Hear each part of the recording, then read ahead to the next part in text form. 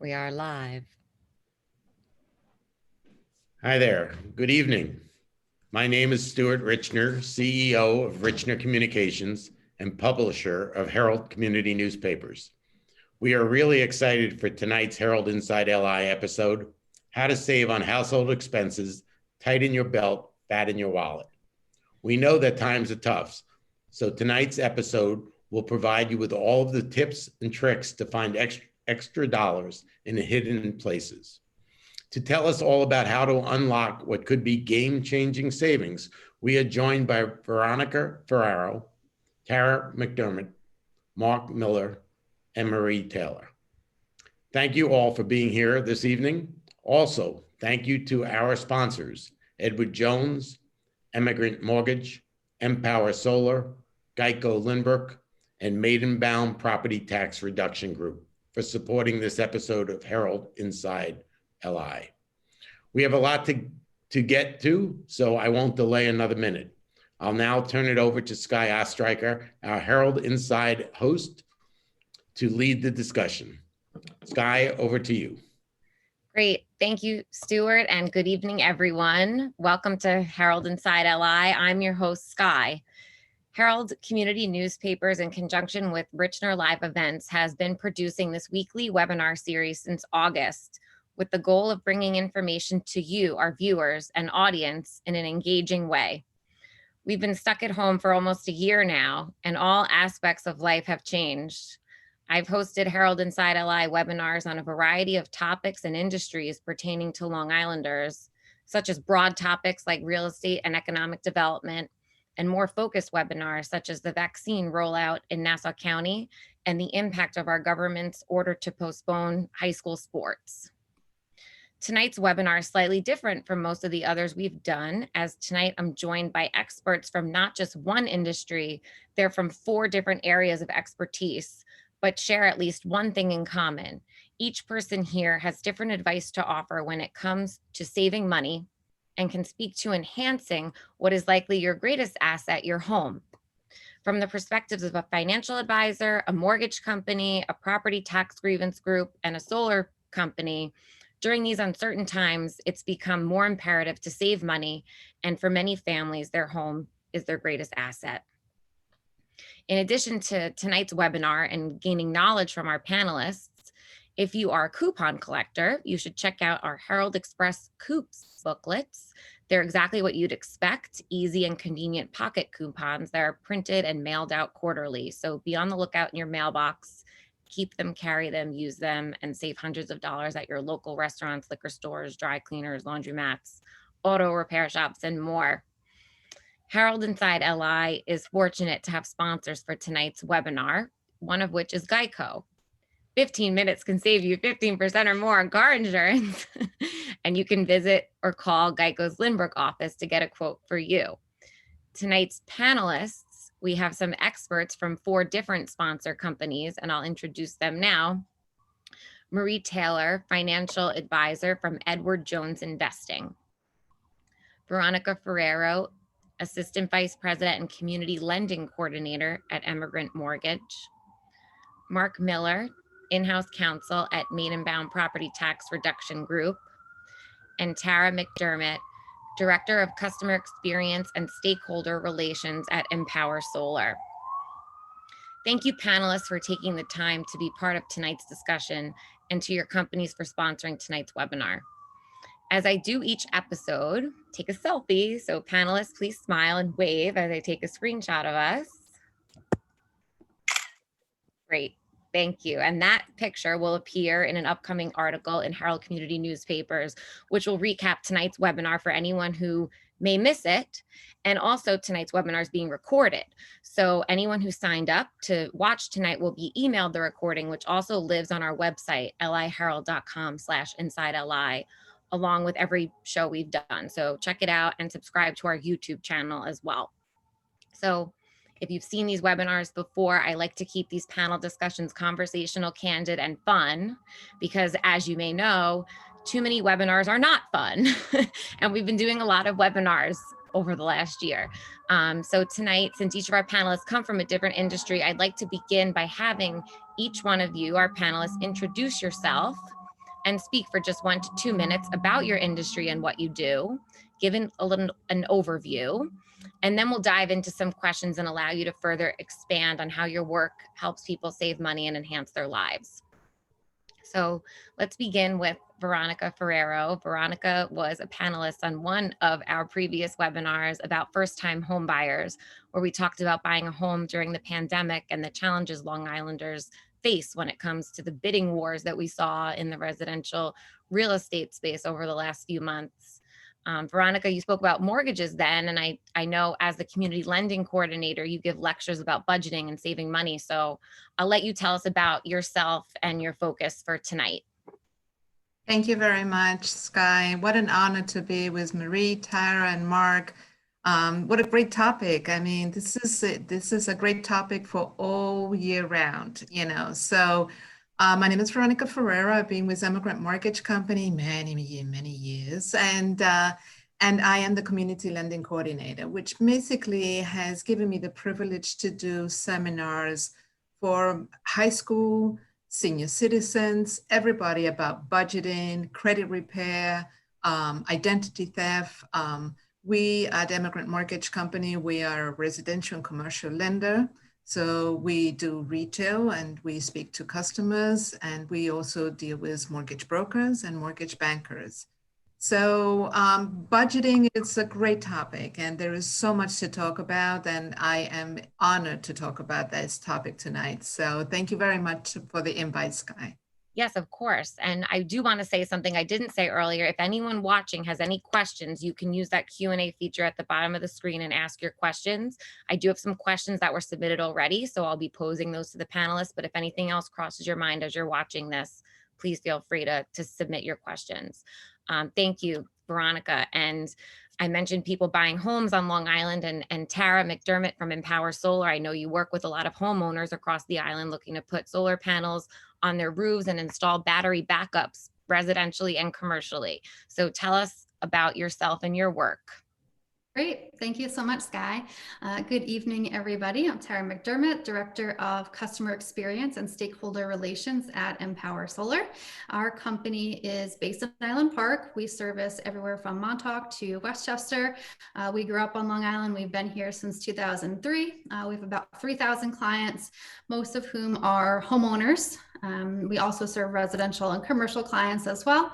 And our goal is to help people save on electric bills and work towards a cleaner, sustainable future for our region and the environment as a whole. So I, at Empower Solar, have been there for 8 years. This month, actually, just had an anniversary. And I would argue that I probably have the best job at the company. I get to work with our clients, make sure that they have a really good customer experience. And I also get to work with all of our partners. So I actually also chair the Long Island Solar and Storage Alliance. It's an organization of dozens of solar companies in our region who face common issues. So we work a lot on policy and just making sure that we can work for, Long Islanders.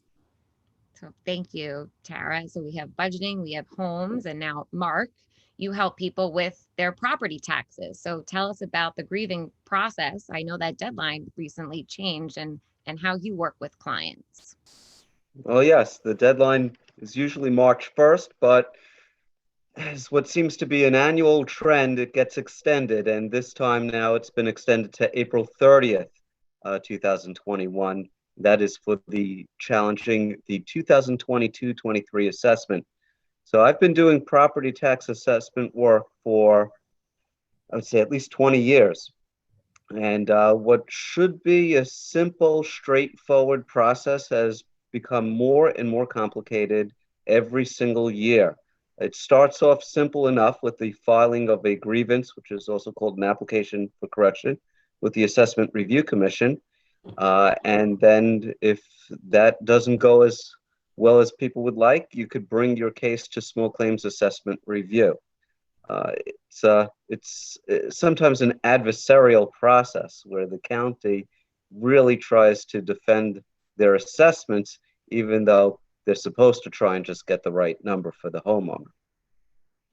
So we'll dive more into that because I know that a lot of people have questions about that. So thank you, Mark. And our fourth panelist, Marie Taylor from Edward Jones Investing. Tell us about your practice and role and how you work with clients. So thank you again for inviting me to the panel. I'm, in companies of great people, so thank you for that.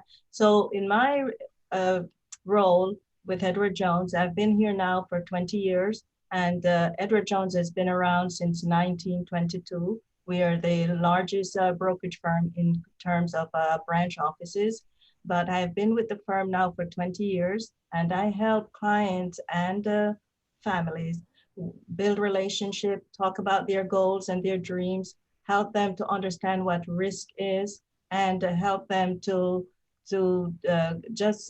be able to come up with plans, help them to develop those plans to meet their goals, and work hand in hand. What I like about it is the partnership that we develop, the relationship, and really understanding what's most important to them. So that's what my goal is really working with them, getting to know them, and building what their dreams are, their aspirations are. So tonight I'm going to really talk a little bit more about some of the 10 different rules that we call rules of the road in investing. Okay, thank you, Marie. And since the theme now is saving money, let's talk about budgeting. And if someone isn't on a budget, how to begin that process. Where do you even start? And Veronica, since you do some of these community lectures, maybe you can kick us off with that discussion. Sure. So depending where you are in the budgeting life, I mean, if you're looking to budget to buy a property or you already own a house, there's different things that I could recommend. So planning is one of the best stop, the first stop. Planning is, we always plan for example, we plan for, a dinner, or the Super Bowl dinner that we're going to make for everybody coming over. And, basically planning has to do with how we are going to budget. And basically what we're going to do is we're going to create a plan. And in that plan, we're going to review different things. We're going to review our credit report. That's very important to understand if our credit report is up to date. Is there's any errors, because that's going to impact your budget. Sooner or later, that's going to impact your budget. We're going to also, as part of the budget and the plan in budgeting, we're also going to review your credit cards. You want to review your credit cards on a regular basis to see if there's any errors. If there's anything that you can do with your credit cards, basically reducing the interest rate. Because remember, if you buy something that is cheap, that you think that you can put on your credit card, but you can't pay it immediately, that that sale is going to cost you sometimes triple the amount because of the interest rate that the credit cards are charging. So we've talked about credit report. We talked about your credit cards, and making sure that you have analyzed your credit cards and the interest rate in your credit cards. But you also want to talk about your mortgages. Is this a good time for me to refinance? What interest rate do I have? What are the savings? What is it going to cost me to refinance? How long am I going to be in the property? Will I ever be able to see my savings in refinancing? So those are major aspects. Then you have the other aspects, which is basically how can I save in my utility bills? How can I save in my phone bills, in my car insurance? So it's kind of looking at your whole life on a budget and analyzing where your money goes on a monthly basis. And it's great because it's like an MRI of your life, and of your liabilities. So it's exciting. I mean, it's a challenge, but you're going to see all your efforts that once you do that budget and once you see your plan, you're going to see, wow, I didn't realize that I could have saved all this money. And so that's my job. I love to do that and love to help people out. Right. Yeah, it sounds wonderful. And you mentioned utility bills, and I know that that's something that Tara works on, and taxes, and I know that's something Mark works on, and Marie, when it comes to investing, similarly how I asked Veronica about if someone doesn't have a budget, how do you begin? If someone's never invested, how do you know when it's time to invest if you want to try and make money that way? So going back with Tara, Veronica, I'm sorry. So I usually start out first, like she says, with the budget worksheet. Okay, with the budget worksheet, you have the savings and then you have investing. And then from there, if you know where all your income is coming from and know where all your expenses are, then you have an idea of how much you can invest. So you start from there, and if they've never invested before, starting with a financial advisor can help guide them. So you need that plan, because now we have, going back to the rules of the road, is knowing what quality is, what your goals are, making sure you understand the risk, because those things ties in with everything else. And it's very important to know those strategies before you say, okay, I want to go out and maybe buy Tesla, like you mentioned Tesla earlier. You know, it might not be the right thing, but if we understand what your goals and what your aspirations are, then we can tie that to the risk and everything else with that. And in terms of how much to invest, again, it ties right back to the worksheet. And we have a 5-step process. Where am I today? So where am I today is definitely tying that budget worksheet back into it and knowing where you are and how can you get there, because there's 5 steps. Okay, where am I today? Where do I need to go? Can I get there? And what do I need in order to meet those goals? So it's a cycle that you work with someone that can help with that. So it sounds like if someone were to come sit with you, they can go over that worksheet. Similarly, if they go sit with Veronica, they can go over their budget and how to parse these things out. So now you mentioned Tesla, and we were talking about solar. So I'd like to go to Tara now to talk about what are some of the things that you're seeing now with Long Islanders. I know there was a big rush to buy houses recently. A lot of people moved to the suburbs. Are you seeing a lot of people investing in solar panels and thinking about the environment now more than ever? Yeah, absolutely. So the demand that we've seen this year is actually unprecedented. We were a little bit worried, of course, when COVID happened and everything took a big pause. We were on pause ourselves, but the demand came back stronger than ever. I think especially with people being home now, they're more conscious of the amount of energy that they're using in their home. They're using a lot more, especially this summer. It was a really hot summer. People had their air conditionings on. So they're looking at their electric bills and saying, wow, this is more than I budgeted for. Talking about budgets and thinking about alternatives. So we're there to help them assess their electric bills. We look at the last 12 months of their electric bills and help them figure out how much savings that they can have. So what our process is, we help them do an analysis of their home. We use satellite imagery to look at their roof to make sure that they have a good roof for solar, which includes a few simple things, just making sure that they don't have too much shade on their roof, that their roof is in good condition. And then we'll go from there to lay out the panels on the roof, and we'll sit with them for about 45 minutes and explain exactly where the panels would go, how much of their electric bill that we could offset. Ideally, we take someone's electric bill, which on average on Long Island is about $250, and eliminate that bill completely. So they have no more PSEG bill, and we replace it with a monthly payment that is less than or equal to what they were paying before. So immediate savings up front without having to put anything out of pocket. So that gives people short-term savings, but also enormous tens of thousands of dollars long-term savings. And that is our goal for homeowners. And with the solar panels, because maybe people don't realize this, you mentioned when you sit down with a potential client who wants a solar panels, now you're doing that over Zoom, correct? You don't even have to come to the person's house to look at their roof and to talk to them. Exactly. The technology has advanced so much that the satellite imagery that we use and the tools that we have available to us, being technology-based company, is so advanced that we can do everything virtually. Of course, eventually we're going to get to the house. We're going to test out the roof, and we're going to get boots on the roof and install the panels at some point. But everything in the beginning is done up front. We do it over Zoom, just like this, and we can screen share. We show people exactly what their home would look like with the panels rendered right on it. So you can see exactly, what you'd be driving up to every day and envision your solar system on your own home. Solar system, like the planet. But yes, no, it's a cool thing. It's a forward thinking thing. And now, Mark, with the tax grievances, let's talk a little bit more about that, and who should grieve and how much money are people saving? What are you seeing?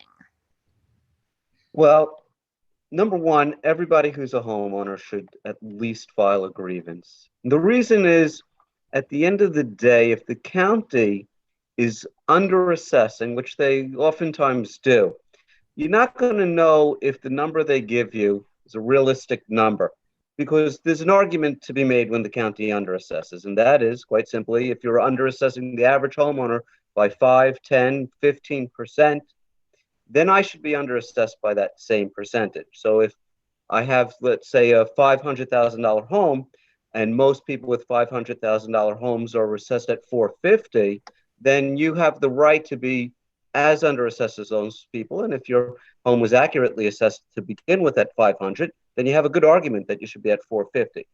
The problem is that percentage of being underassessed. We generally don't figure that out until after the filing deadline. So people might have a case and not know it just by going with the county's numbers. Bottom line is, every residential homeowner should, at the very least, file a grievance. Now, I know that my company will file it, and if we don't get a reduction, there's no fee. There are various companies out there. Some will charge a flat fee, but if you lose, you've paid a few $100 and you weren't successful. So it's up to the homeowner. You can also file it on your own, but there are many advantages to using a professional.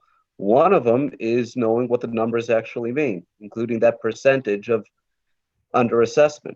So we're able to make a compelling argument. We're able to pick the best comps. Speaking of technology, over the years, we've spent well over $1 million over the years developing our software so that we could readily pick out the most persuasive comparable sales, make the strongest possible case, and we have a very high success rate accordingly. Yeah, and it could be a confusing process for a lot of people. So, for everyone who's watching, each one of these professionals up here would love to sit down with you and go over the options, whether it's for solar panels on your roof, to grieve your taxes, to talk about investing, to talk about budgeting. So I just want to reiterate that these people here are sharing their wisdom tonight because they can work with you with any questions that you have. So continue to submit questions and you can reach out to them. So I have a question now that I want to combine your expertise here.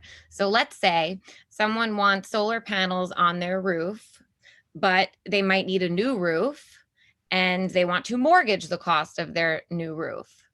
And will that change their taxes? I want to try and, let's have a conversation about how the different disciplines sort of overlap and how it can save people money.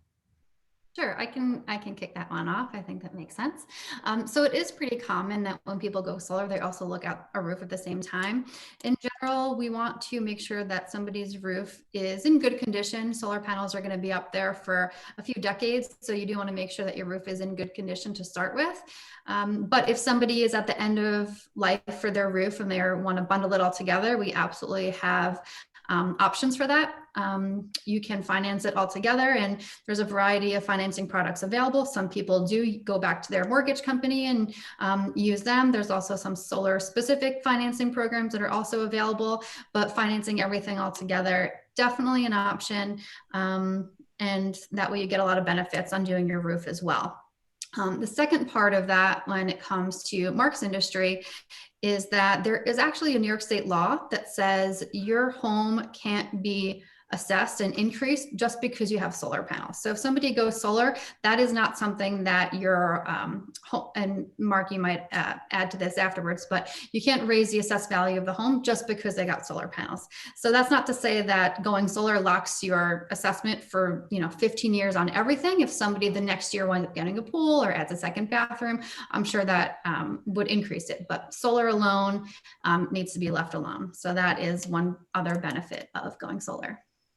And I will tell you from experience, even though it adds considerable value to the house, having the solar panel, when we go and challenge the assessment, it is never used against the homeowner, even in the context of determining the value of the home, even though we all know it does add to the value, which is it's a related argument to the fact that they're not raising the assessment, but even still, when you were arguing the value, it would have been something you think that they would argue, hey, this house is, all other things being equal, a house with solar panels is more desirable than one without, but it doesn't come into play. So it's a win-win for the homeowner. Does having solar panels impact your taxes?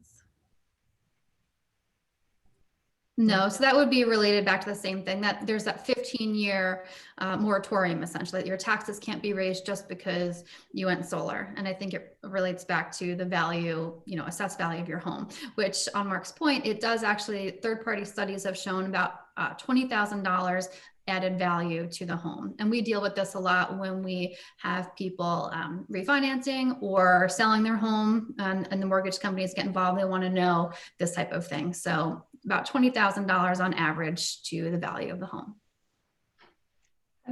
So from the point of view of a mortgage, basically when somebody comes to us and says, look, I'm going to be doing renovations to the property, I'm going to be doing solar panels.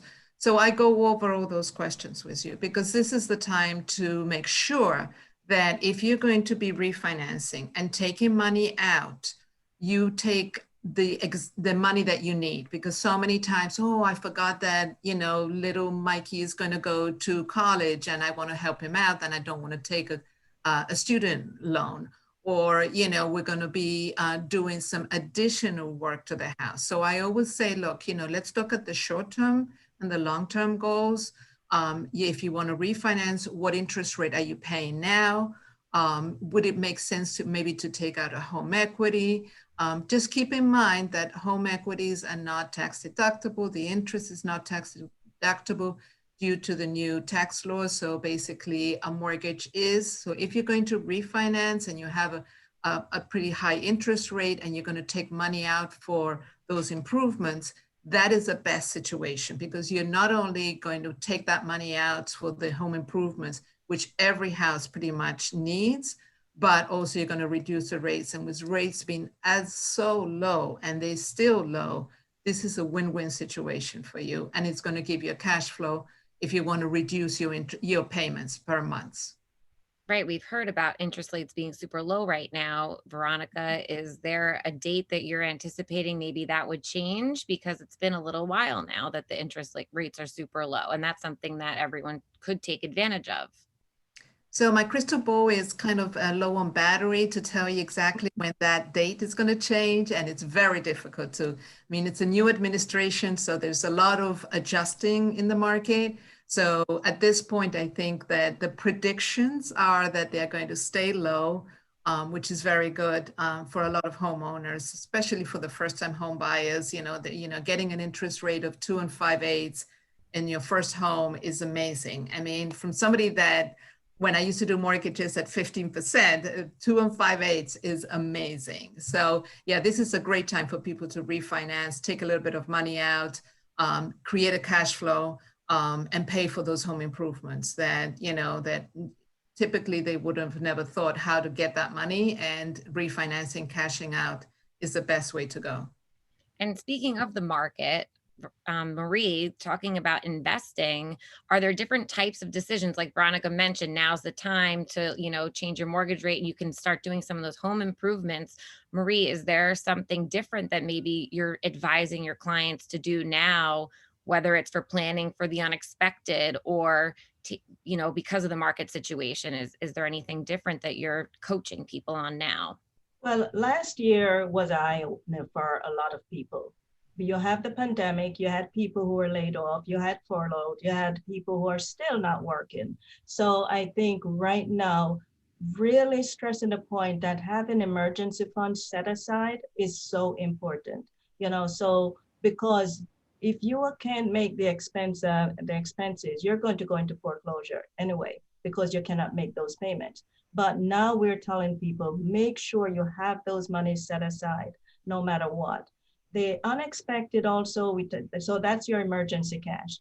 The unexpected is also protection. A lot of people got sick and then there's no insurance. So you need, whether it's disability insurance, whether it's life insurance, long-term care, all those things are things to think about. And then of course, having your estate plan. one of the things you find is that people don't pay enough attention, or they think you're too young to have an estate plan. But what about a power of attorney? If you're in the hospital, your bill still needs to be paid. So now you need someone who can make those financial decisions for you. So that's so important to look at the estate planning part of it, the protection in terms of the insurances, and of course the emergency funds in case something were to happen. Yeah. And speaking of emergency funds, I know Tara, with your solar, with Empower Solar, you not only do solar panels, but you do emergency battery backups for homes and offices. So yeah, this is definitely something that we're also seeing increasing this year. I think around 15% of our clients are now opting to include battery backup with their solar system. So what that allows you to do is during a blackout or a power outage, if you have solar panels and no storage, your solar system can't work. The reason is we can't be sending energy out to the grid. It's a danger for line workers. So if a power outage happens, you have solar panels, your system shuts down completely. However, you can add battery backup systems. So in our case, we offer the Tesla Powerwall. It's a really compact unit, and we can install it in the basement, in the garage, somewhere discreet. It actually looks pretty nice, though. I would put it in my living room, but it allows you to continue using your solar panels during the blackout. It will power your house unlimited amount of days, depending on the weather and depending on what you use your battery for. Most people want to just prepare for like critical things, so refrigerator, a few lights, keeping your cell phone charged, things like that. But we also have clients who are really, I don't want to call them doomsday preppers, but they're prepared. You know, they're prepared for long-term outages and emergencies where they can add up to 9 of these units and really keep their whole house and more functional. You can keep your heating system if you have an electric car. A lot of Tesla car owners are really in favor of solar and storage as well, just getting the whole package and keeping everything powered up in case of another Superstorm Sandy or something like that. are there any roundabout figures that you could share, Tara, about how much money, about maybe the average cost to install solar panels or to install one of these battery backups? Yeah, so the average cost is actually zero. Most of our, about 90% of our clients don't pay anything up front. They do one of our financing programs. So the cost up front is $0 investment, and it's just a monthly fixed payment. So we talked before about budgeting. Going solar allows you to fix your utility costs. So with PSEG, you might have a $90 bill in January and a $400 bill in the middle of the summer when you have your air conditioner on. Going solar, we design your system to produce what you need for the entire year, and your monthly payment is exactly fixed. So just hypothetical example, we have somebody who's maybe paying $250 a month right now with PSEG. We switch them over to solar. They don't make any upfront investment, no upfront cost. We bundle all the rebates, all the tax credits and everything like that. And we put them into a monthly payment plan for around $200. So they might be saving $50 right off the bat, but their long-term savings is $80,000, $90,000 because they're going to get to a point where they pay that loan off, typically around 12 years. And then from years 12 to 25 and beyond, they have no electric bill at all. So what it does is it fixes your bill for a set amount of time. And then after that, frees you from having any utility bill at all. So this has really been the catalyst and why we're seeing so many homes on Long Island have solar. About 1 in 22 to 25 homes right now have solar, because of how easy it is now to make the switch without making a big cash investment up front.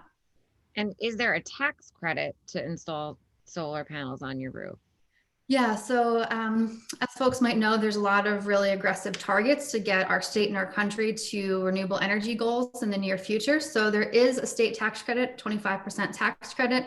There's also a federal tax credit, it's a 26% tax credit. And depending on where you are, different zip codes, jurisdictions, there's additional rebates and incentives available also. So all in, all the incentives cover almost half the cost of your solar system. And that's another one of the reasons why it makes it so easy upfront to switch and not do anything out of pocket. See, that sounds exciting. And already 2 different people just chatted. Can we get contact information for the panelists? So yes, everyone, you'll get the contact information of these panelists because this is exciting information that we're hearing tonight. And I do want to turn to some of our questions that have come in from our live audience. So let's see. About student loans. Marie, do you want to talk about student loans? Any tips to pay off student loans? Well, one of the things is really to look and see what interest rate you're actually paying on your student loan and see if those can be consolidated, or you can go to different finance companies to get those lower interest rates. And I know a lot of people have gone online to look for some of those waivers. I cannot speak 100% into that. That is something that you can do the research on, but there are different programs that are available, but it just needs the individual to go out and do a lot of research to find those. But definitely try and get some consolidation on those student loans and what companies will offer you the lowest interest rate. Yeah. Okay. And this is a question now for Mark. Should I bother to grieve my taxes if they seem low? Is there any way they can raise my taxes if I call attention to my low taxes? No, by grieving your assessment in New York State, they're not allowed to raise the assessment merely because you challenge it. Even if you took your case to court and the hearing officer found that you were undervalued, they still can't raise your assessment. That's the law in New York State. Mm-hmm. Okay. And someone else asked, I have some exemptions. Do I have to pay a fee on the exemptions I already have? No, when we calculate our savings that we obtain for a client, it's solely based upon the assessment reduction itself. If you have savings due to an exemption, whether it's a senior exemption, a veteran's exemption, or there's a new exemption right now as a result of the reassessment called the Class 1 reassessment exemption, that's your savings. That's the client's savings. We don't take any credit for that. Okay, there you go. This question for Veronica. Sorry to be like rapid fire with with the questions, but we do have a lot of questions. Veronica, if I start closing my credit cards, how can I prevent my credit score from declining? So yes, a credit report is not a perfect science. So whenever you close or open an account, that's going to affect your credit scores. So basically what you want to do is analyze again, do that budget of how many credit cards you have and which ones you should basically pay down because the interest rates are so high. So I don't always recommend to close all your accounts because then again, that's going to affect your credit scores, but pay them down as much as you can. And a part of the credit is you want to make sure that you are using your credit. A lot of people said, I don't have any credit cards, or I have credit cards, but I don't use them. So that's going to affect your credit scores too, because the beauty of the credit is how you manage your payments, the discipline that you have to pay credit on a monthly basis. So keep on using it, charge a cup of coffee, but keep on using. The usage is the most important of the credit, besides how much, you have in balances on your credit cards. And what if I refinance? Oh, sorry, Marie, please. I just want to add something to what Veronica just said as well. One of the things you can do with those credit cards is actually put an automatic, at least pay the minimum in case you miss a payment that is actually going in. You could also go in and lock your credit so that no one else can keep, giving you those pre-approvals. So that's very important in terms of what Veronica say in using the credit cards, but you can also set it where you can actually have at least a minimum going in case you were to miss a payment. Yeah. And what about when it comes to refinancing mortgages? Can that affect someone's credit score? So the inquiry by itself doesn't affect your credit scores. Just a few points, unless you giving your Social Security out to 10 different places. So be aware of who you're giving your Social Security card, your number out, and make sure that you can ask all these questions without them running their credit. You want to make sure you want to be educated in what this bank or this company is going to give you, what interest rate, what closing costs they have, what are the benefits of refinancing, what are my monthly payments. So refinancing is not going to affect your credit scores when we're going to run your credit. But basically other things. I had a case where somebody had an 800 credit score and one payment in December was late, it affected their credit scores by 120 points. So again, being very diligent about your payments and having a direct withdrawal for your payments is always good. If you're going to freeze your credit, just remember that they're going to give you a password. Don't lose that password because it's going to be very difficult to get that password back. But freezing your credit is very good. But when the time comes, you're going to have to unfreeze it. Now, here's a question. Can you refinance a student loan if you're still in school? Is that a Marie question or a Veronica question about can you refinance a student loan if you're still in school? If you're still in school, that most likely that student loan is now being deferred. Most of the student loans nowadays, because of the pandemic, have been deferred or furloughed so that you're not making payments. But it's good, like Marie said, to start looking at alternatives for those student loan companies and see what interest rates you can negotiate to get that when the time comes that you leave school and you have to start repaying, you want to make sure that your interest rate is much lower. But most of the student loans, if you're still in school, are deferred at this point. Okay, these are good questions coming in. Keep them coming, everyone. Someone asked, I'm planning on doing construction on my house, and how will that affect my assessment? And that's a Mark question. Well, the general rule is most things that require a building permit, they eventually are going to bump up your value and your assessment. There are certain things that you could do to help offset that. There is such a thing called the home improvement exemption, and I'm just surprised how many people are unaware of this exemption.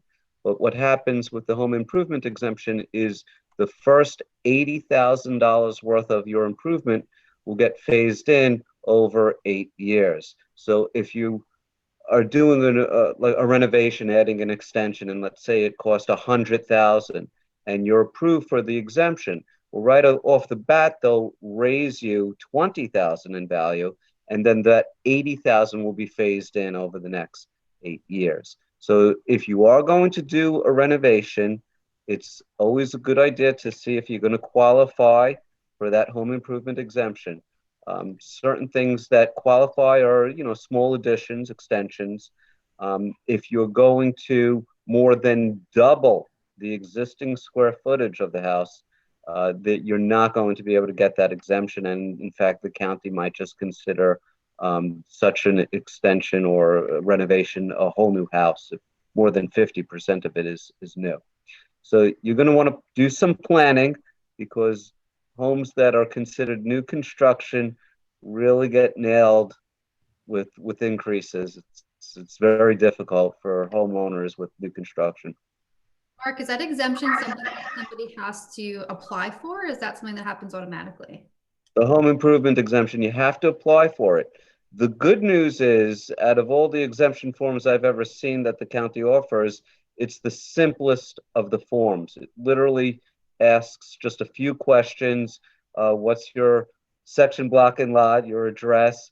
What did you have done? When was it completed? How much did it cost?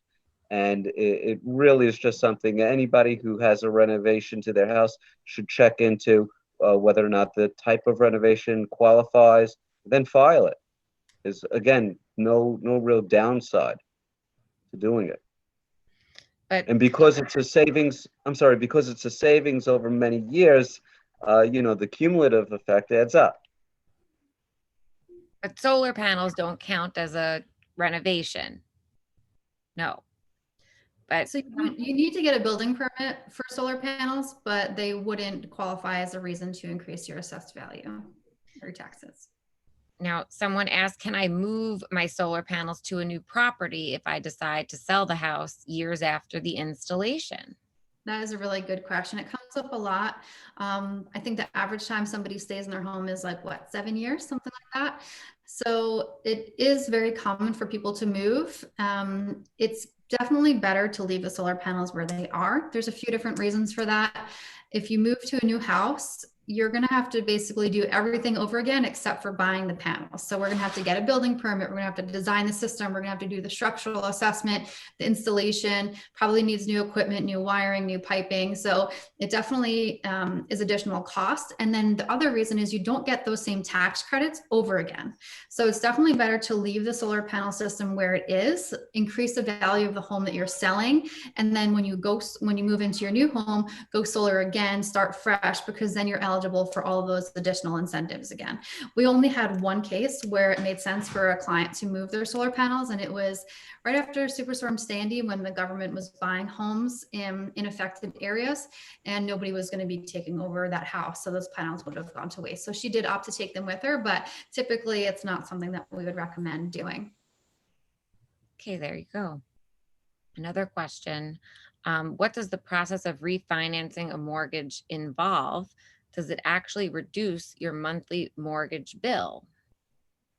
So basically, that's where I sit down and we go over step by step of what interest rate do you have now?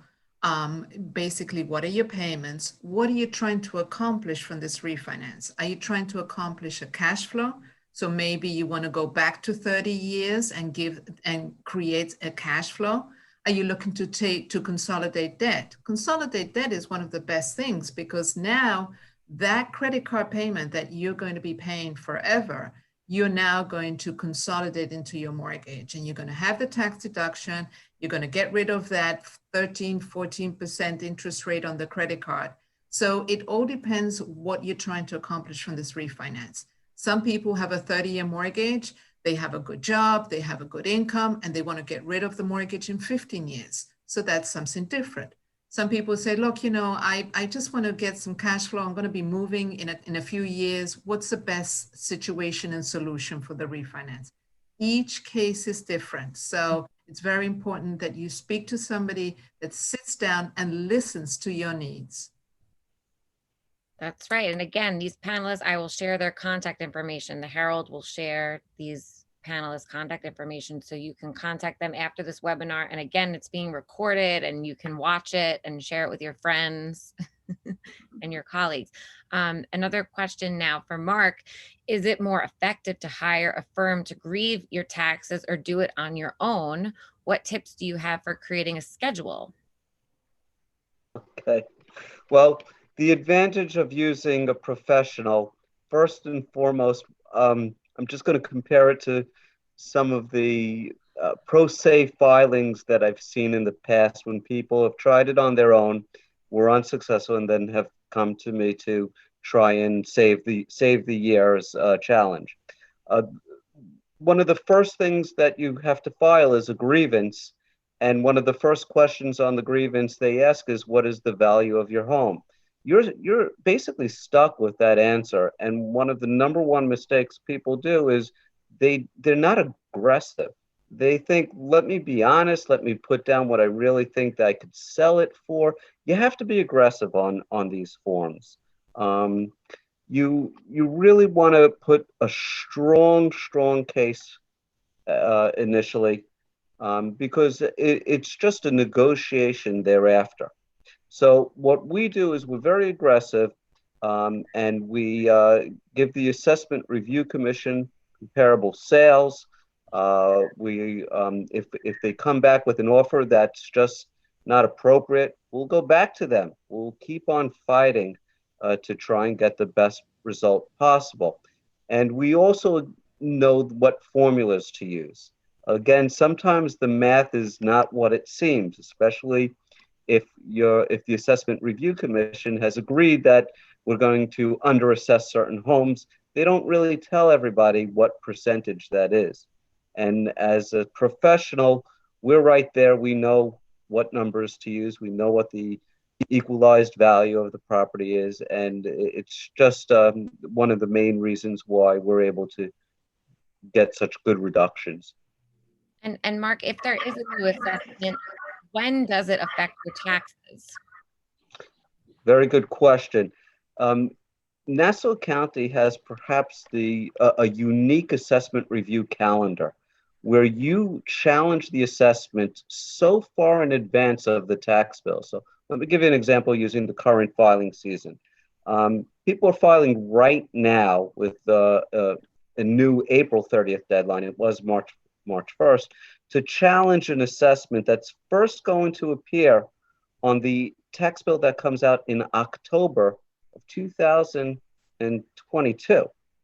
So we're filing it now, and you're not going to know the results until October, and that's just for the school tax bill. You'll have to wait till January 2023 to see what savings, if assuming you get a reduction, see what the savings are for the general taxes. So it's a very extended calendar. Now, we file now, and the Assessment Review Commission really has until the end of March next year to try and resolve it. If it's not resolved and you want to go forward, then in April of next year, for the 22-23 tax year, you'll file your small claims assessment review case. Or if you have hired us or another taxpayer representative, hopefully they'll file it in April. But we would definitely file it in April. It's hard to know, sometimes it sounds confusing. So sometimes it's hard to know who to work with and who to trust or who has your best interest at heart. And that is another question for Marie about choosing a financial advisor. How do you know that how can you ensure that a financial planner has your best interests in mind? Well, first of all, that financial advisor, it's all about the client. It's not about the advisor. So once you get, you need to know what the person's goal is, what's important to them, what level of risk that person wants to take. What is their time frame? Okay, are they looking for a 6 months investment? Is it something 5 years down the road for college, or it's for a house in 10 years?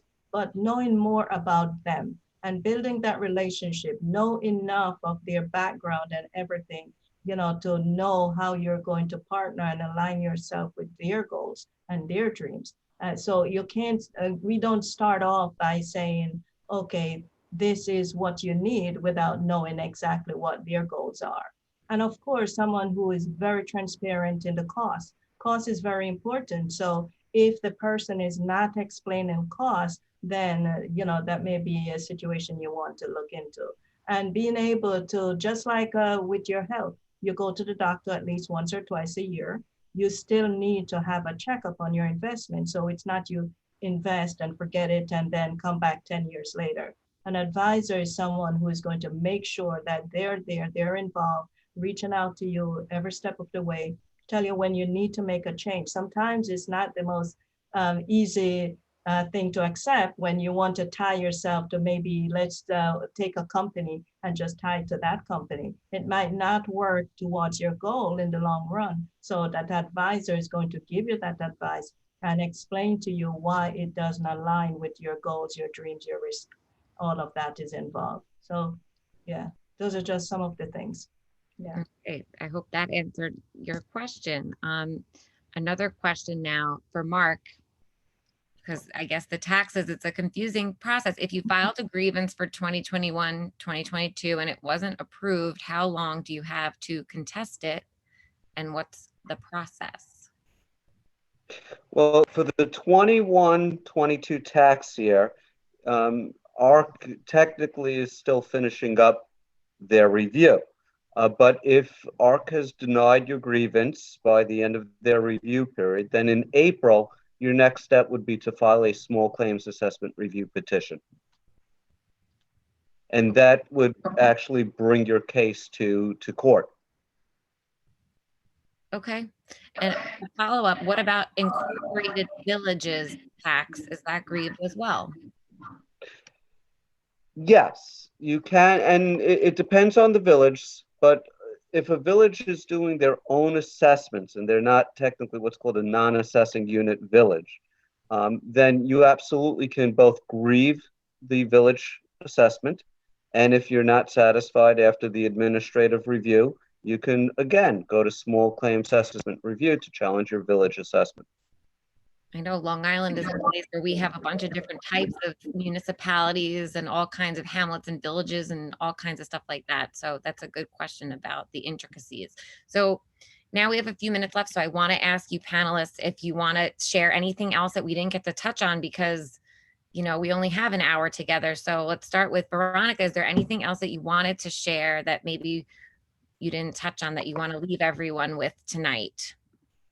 So again, planning and budgeting is something that you should do on a regular basis. To keep a pulse of what your liabilities are, what is your income. Do a family thing, involve your partner. This is something that you can do jointly. You can help each other, how to save money, where to save money.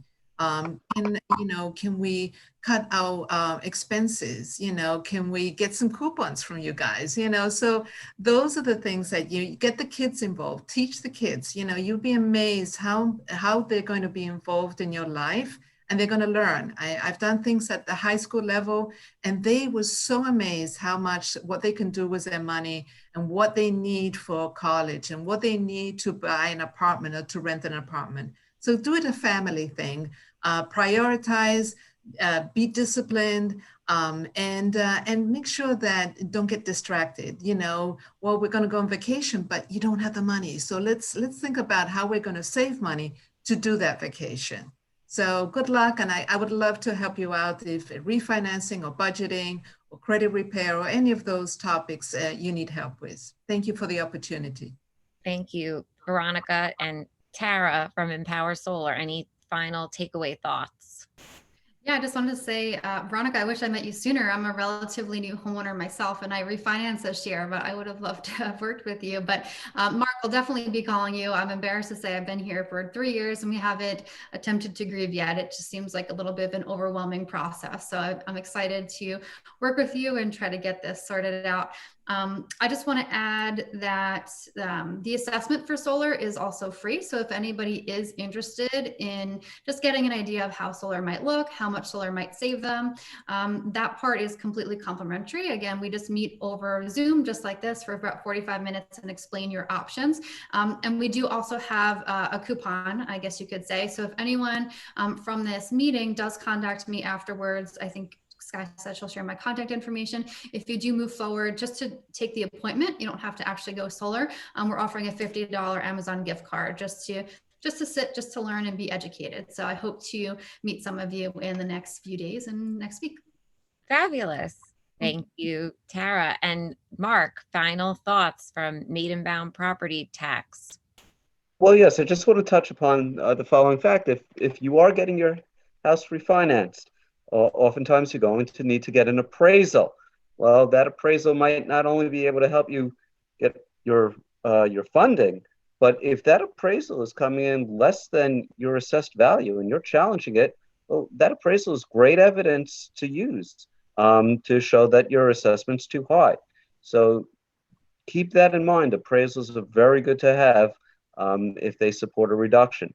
I also, one last thing, I was scrolling through the questions and somebody did ask, they wanted to know if the agreement with my company is for 1 year or if it renews yearly. Well, our agreements are for 1 year. They're separate and apart for each year. So I have many clients who have been with me for, 10 years, 15 years. I have clients for 20 years. Each year, it's a new separate agreement. And in fact, the Assessment Review Commission requires a new authorization for every single tax year. Okay, thank you for the clarification. And last but certainly not least, Marie Taylor from Edward Jones Investing. Any final thoughts and takeaways for our live audience? So yes, and thanks again for listening in. And a couple of things. We have what's called 10 principles of investing, and it's also the rules of the road. That will be up on the website if you can go to the website or call the branch and we can give that to you, because the person that asked about if you've never invested before, it's great to have a roadmap. So that's one thing. The other thing that we find is old 401ks that people have left at their firm. If you need someone to review those, we are able to help you with that. Insurances, sometimes right now we're reviewing a lot of insurances, old policies that may be lapsing and you don't even know. So we need to look at those. So if you need help with that, we can definitely help you. And lastly, we have a budget worksheet. What I do when I have a new person, I say, track everything for the next 7 days. Okay, here's the budget worksheet. Use last year's expenses to evaluate what this year's will be. Use that to the best of your knowledge. And then we have that sheet. So if you would like that, again, reach out and we can actually provide it with you and help you work through that as well. Thanks again. So thank you. And thank you to our panelists. Thank you, all 4 of you, for taking the time to join me tonight. And thank you to our audience for tuning in. And I'm going to share my conclusion slide now. Thank you for joining us. This is our website, so please visit us. You can find the recording of tonight's webinar on our website. And thank you again to our sponsors, Edward Jones Investing, Maidenbaum Property Tax Reduction Group, Emigrant Mortgage Company, Empower Solar, and Geico. Thank you, everyone, and see you in the next episode. Thank you, Scott. Thank you for having us. Thank you. Thank you. Good Have night. a good night. Bye. Be Bye. safe.